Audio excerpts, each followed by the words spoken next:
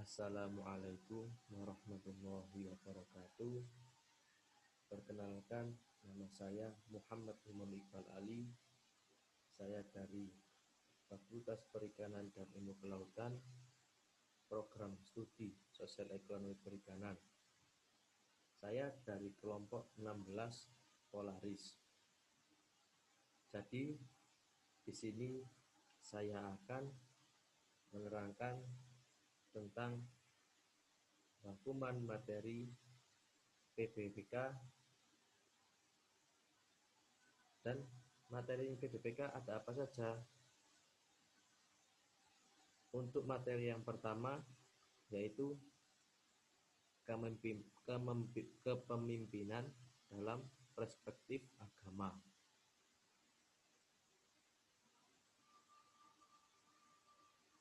Kepemimpinan secara umum adalah kemampuan seseorang dalam mempengaruhi orang lain untuk mencapai suatu tujuan. Sedangkan menurut para ahli, kepemimpinan adalah kegiatan mempengaruhi orang-orang yang mereka mau bekerja sama untuk mencapai tujuan yang diinginkan. Outweigh it. Sedangkan menurut pandangan agama, setiap orang adalah pemimpin dan akan dimintai pertanggungjawabnya atas kepemimpinannya di hadapan Tuhan Yang Maha Esa.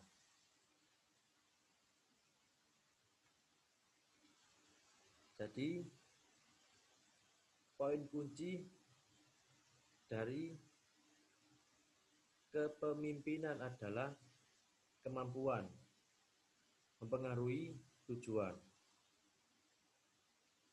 Yang dimaksud dengan kemampuan adalah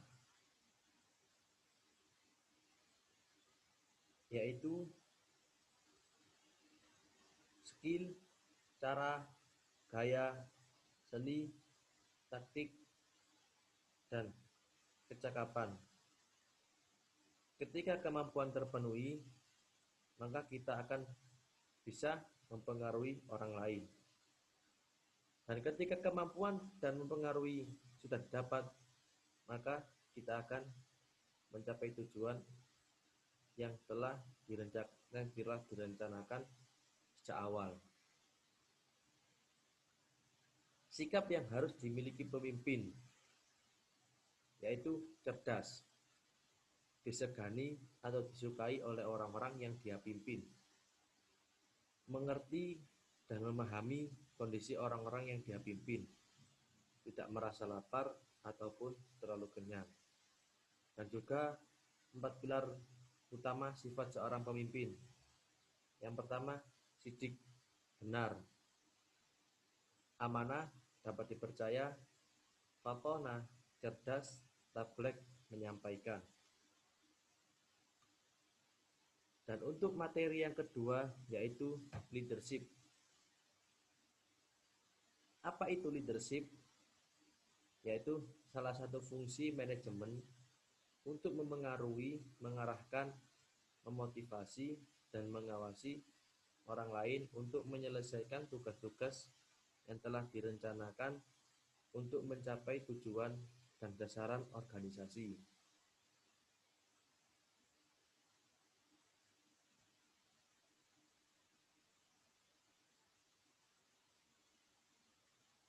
Dan skill apa saja yang dibutuhkan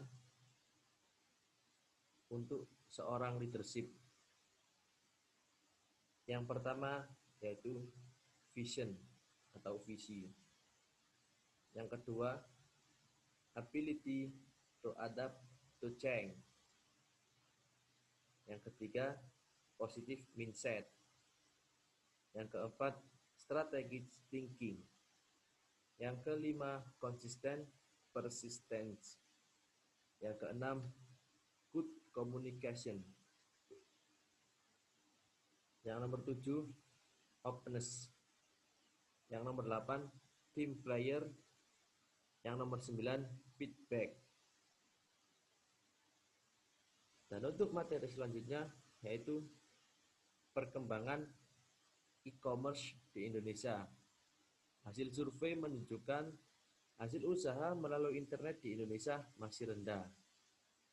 Dan begitu juga alasan tidak melakukan transaksi e-commerce, yaitu yang pertama, karena lebih nyaman berjualan secara langsung atau offline sebanyak 70,89%. Dan selanjutnya tidak tertarik berjualan online sebanyak 42,52%. Kurang pengetahuan atau keahlian dalam e-commerce sebanyak 21,78%. Kekhawatiran tentang persoalan kepercayaan sebanyak 7,25%. Kekhawatiran tentang persoalan teknik sebanyak 7,3%. Kekhawatiran tentang privasi sebanyak 6,13%. Kekhawatiran tentang keamanan sebanyak 5,69%. Dan inilah 10 website e-commerce yang paling sering dikunjungi di Indonesia. Yang pertama, Shopee. Yang kedua, Tokopedia. Yang ketiga, Bukalapak. Yang keempat, Lazada. Yang kelima, Blibli. Yang keenam, JDID. Yang ketujuh, Sosiola. Yang kedelapan, Bineka. Yang kesembilan, Orami. Yang ke-10, Zalora. 5 dari 10 situs web e-commerce paling banyak dikunjungi adalah situs Indonesia. Dan untuk materi yang terakhir yaitu kekerasan.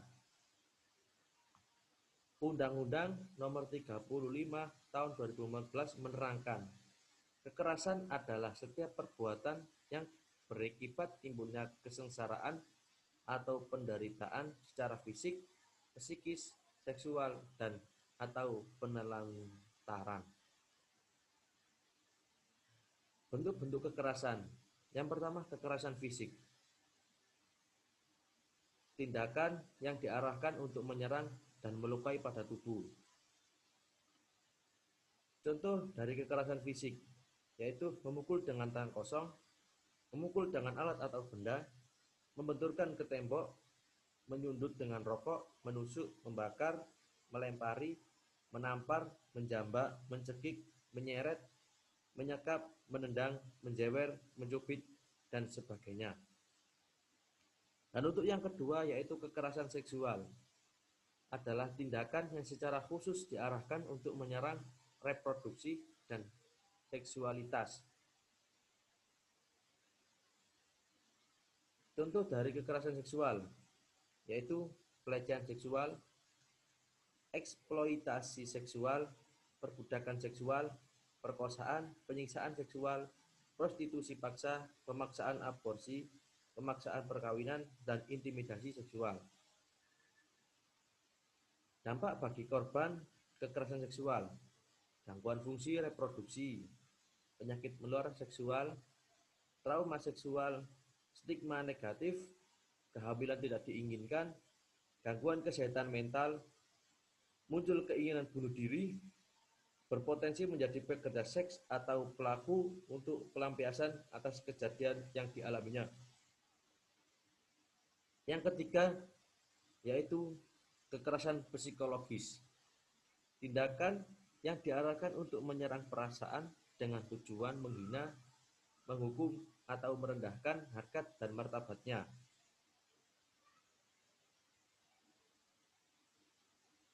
Contoh kekerasan psikologis yaitu bullying atau perundungan.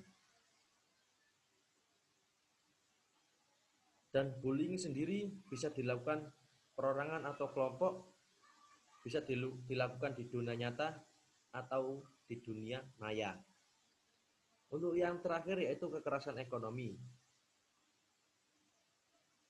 Tindakan yang berakibat ketergantungan ekonomi, hidup tidak sejahtera, dan kesengsaraan. Jadi itulah tadi rangkuman saya dari materi-materi yang disampaikan saat PBBK. Sekian dari saya. Assalamualaikum warahmatullahi wabarakatuh.